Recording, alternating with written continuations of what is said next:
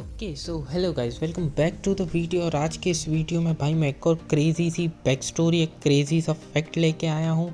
तो जी हाँ भाई, ये स्पॉइलर, बहुत बड़ा स्पॉइलर अलर्ट है। जिन्होंने डीमन स्लेयर की मांगा नहीं पढ़ी है तो उनके लिए, ठीक है। तो यहाँ पे आज मैं जो वीडियो करने जा रहा हूँ वो है कोकुशिबो की भाई बैक स्टोरी। जो हमारा अपर मून 1 है वो कैसे डीमन बना, उसकी बैक स्टोरी क्या थी। तो आइए हम इसके बारे में जानते हैं। तो ये बात है सेंगोकू पीरियड की। एक समुराई फैमिली में दो ट्विंस ब्रदर्स होते हैं।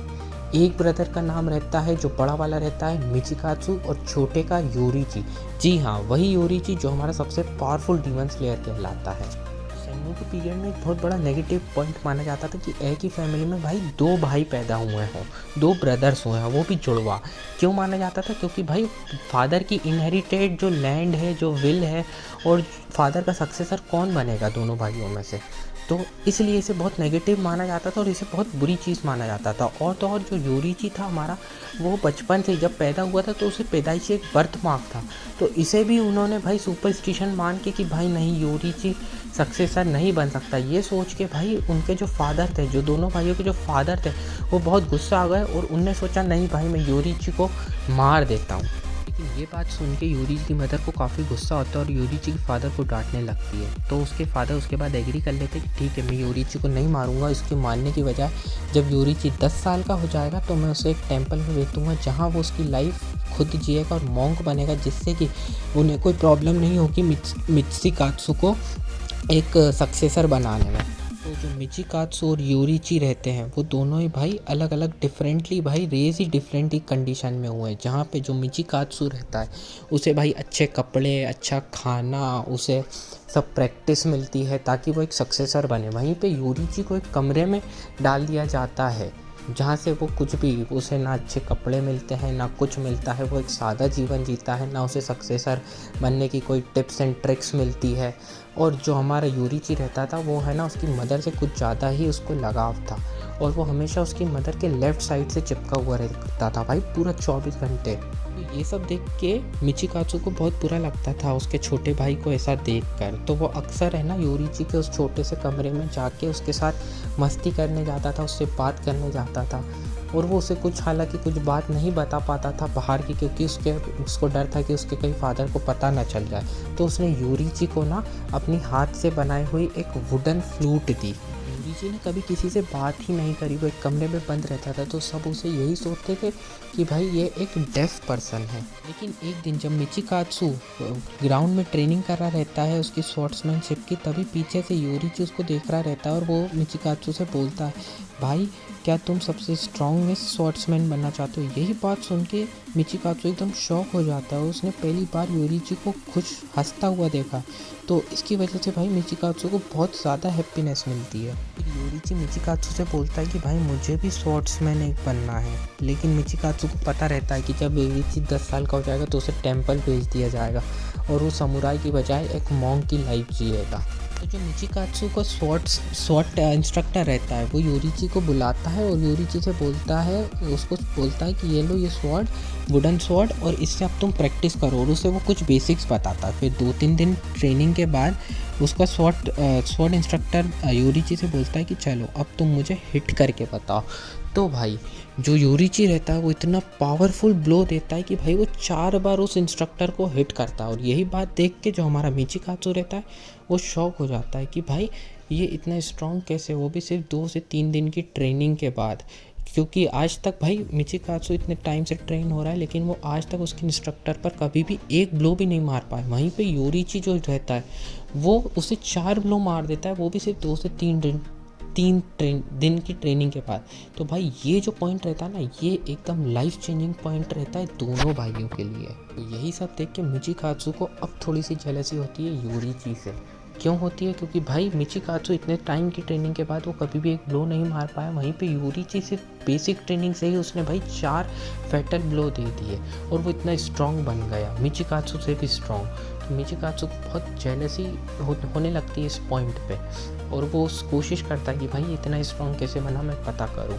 फिर जो उनका इंस्ट्रक्टर रहता है वो उनके फादर को बताता है कि योरीची ने भाई मुझे 4 ब्लो मारे, वो मिचिकात्सु से ज़्यादा ज़्यादा पावरफुल है। तो यही बात सोच के, यही बात सुन के जो उनके फादर रहते हैं वो अपना माइंड चेंज करते हैं और अब यहाँ वो यूरिची को सक्सेसर बनाने का सोचते हैं और जो मिचिकात्सु रहता है उसको मॉन्क बनाने का सोचते हैं, सिर्फ टेम्पल भेजने का।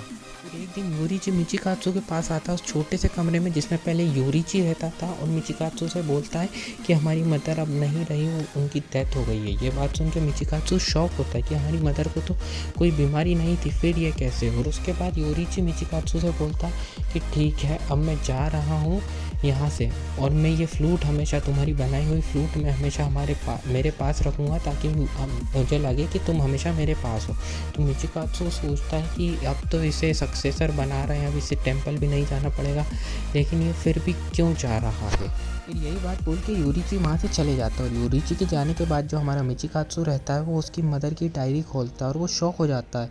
तो उस डायरी को पढ़ने के बाद उसे पता चलता है कि उसकी मदर काफ़ी टाइम से इल थी जिसकी वजह से उनकी लेफ़्ट साइड की बॉडी जो है वो कमज़ोर होती जा रही थी और यूरिची ने ये बात भाप ली थी और इसकी वजह से यूरिची उनके पूरे लेफ़्ट साइड पे हमेशा चिपका हुआ रहता था और वो चिपका हुआ नहीं रहता था, वो उन्हें सपोर्ट देता था। तो ये बात सुन के जो मिचिकात्सु रहता है वो भाई और हेट्रेड, एंगर और भाई जेलस से भर जाता है कि भाई यूरिची मेरे से हर चीज़ में अच्छा है, मुझसे कंपैशनेट है, मुझसे ज़्यादा फीलिंग्स वाला है, मुझसे स्ट्रॉन्गर है। लेकिन यूरिची के जाने के बाद मिचिकात्सु एकदम सेटल हो जाता है क्योंकि अब उसके फादर जब उसके टेम्पल गए तो वहाँ पता चलता है कि यूरिची कभी टेम्पल आया ही नहीं। तो उसे ना चाहते हुए भी उनके फादर को मिचिकात्सु को उनका सक्सेसर बनाना पड़ा।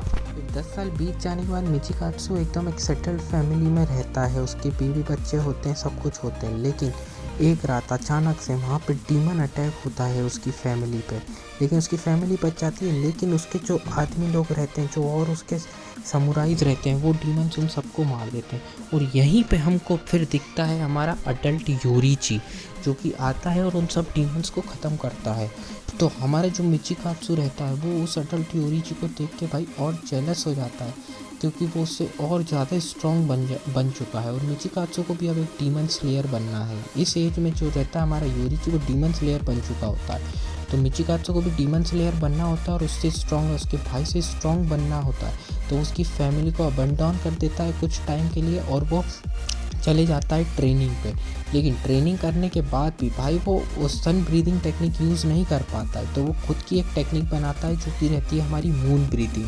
यहाँ जो हमारा मिचिकात्सु रहता है वो भाई ट्रेनिंग करके उसको भी डीमन स्लेयर मार्क, जैसे यूरिची को जो बोन डीमन स्लेयर मार्क था, मिचिकात्सु को ट्रेनिंग के बाद वो डीमन स्लेयर मार्क उसका आ जाता है, ठीक है। लेकिन वो भाई उस डीमन स्लेयर मार्क आने के बाद वो पावरफुल और बन जाता है, लेकिन वो फिर भी यूरिची से भाई स्टिल वीक रहता है। और ऐसा कहते हैं कि भाई डीमन स्लेयर्स में कि भाई जिसका वो मार्क अपीयर हो जाता है वो उसकी लाइफ स्पैन कम हो जाती है, वो पावरफुल तो बहुत हो जाता है लेकिन उसकी लाइफ स्पैन सिर्फ 25 ईयर्स हो जाती है और 25 साल बाद वो मर जाता है। और जब उसे ऐसा पता चलता है ये वो टाइम रहता है जहाँ पे उसके पास आता है मुजान और मुजान उसको बोलता है कि तुम डीमन बन जाओ तो तुम्हारी 25 साल की मरने की जो ये सब कहावत है ये सिर्फ कहावत ही रहेगी, तुम सालों साल जियोगे, तुम एक डीमन बन जाओगे, तुम और पावरफुल हो जाओगे और तुम कभी भी मर नहीं पाओगे, तुम इमॉर्टल हो जाओगे। और फिर जो हमारा मिचिकात्सु रहता है वो मुजान का ये ऑफ़र एक्सेप्ट करता है सिर्फ उसकी जेलसी और हेट्रेड की वजह से कि मैं डीमन बन जाऊंगा, मैं अपने आप को सालों साल ट्रेन करूंगा और यूरिची से पावरफुल बन जाऊंगा। तो इस वक्त हमारा ऑफ़र लेने के बाद जो हमारा मिचिकात्सु रहता है वो बन जाता है हमारा कोकुशिबो। अभी 60 साल बाद दोनों भाई वापस एक दूसरे को फेस करते हैं, यूरिची और कोकुशिबो। लेकिन भाई स्टिल जो हमारा यूरिची रहता है वो कोकुशिबो को भाई अभी भी ओवर पावर्ड कर रहा रहता है। लेकिन जो हमारा कोकुशिबो रहता है वो यूरिची को देख के शॉक होता है कि भाई डीमन स्लेयर मार्क आने के बाद तो यूरिची को 25 साल बाद मर जाना था, फिर ये ज़िंदा कैसे है अभी तक। और वहीं पे उसके बाद यूरिची भाई तेज़ी से आता है कोकुशिबो की तरफ और उसे एक ब्लो देता है। तो वहाँ पे कोकुशिबो का गला कट तो जाता है लेकिन वो मरता नहीं है क्योंकि उसको एक और ब्लो की ज़रूरत रहती है उसको मारने के लिए।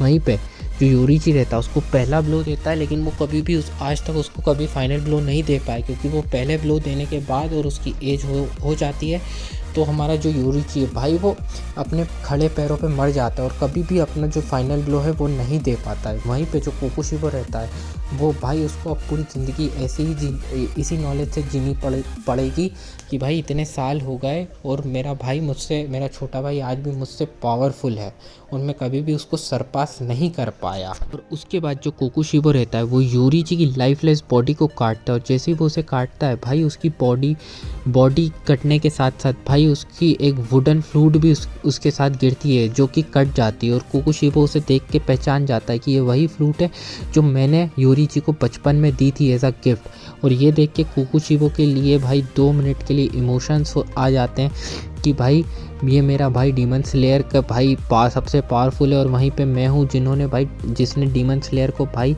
धोखा दिया और डीमन बन चुका है। और कोकोशिबा उसके बाद भाई यही नॉलेज से जिया कि भाई उसने कभी भी उसके भाई को सरपास नहीं कर पाया। तो गाइस अगर आपको ये वीडियो पसंद आया हो, ये बैक स्टोरी का एक्सप्लेनेशन अगर आपको पसंद आया तो भाई चैनल को सब्सक्राइब मारो, वीडियो को लाइक करो, भाई वीडियो को शेयर कर दो जितना हो सके। अभी थोड़ी गाइस तबीयत ख़राब है तो मैं थोड़ा अच्छे से एक्सप्लेनेशन, थोड़े अच्छे एक्सप्रेशन से एक्सप्लेनेशन नहीं कर पा रहा हूँ, लेकिन जैसे ही सही होऊंगा आपको और अच्छी तरीके से एक्सप्लेनेशन मिलेगा और भाई बहुत सारी फैक्ट वीडियो मिलेंगी। और भाई ये वाली वीडियो अभी हो चुकी है अपलोड और कोशिश करूँगा कि आज मैं हेल्थ पैराडाइज का एपिसोड 3 का एक्सप्लेनेशन भी आपको ला दूँ रात तक। तो चैनल पे बने रहिए, सब्सक्राइब करिए। तब तक के लिए बाय, लव यू ऑल।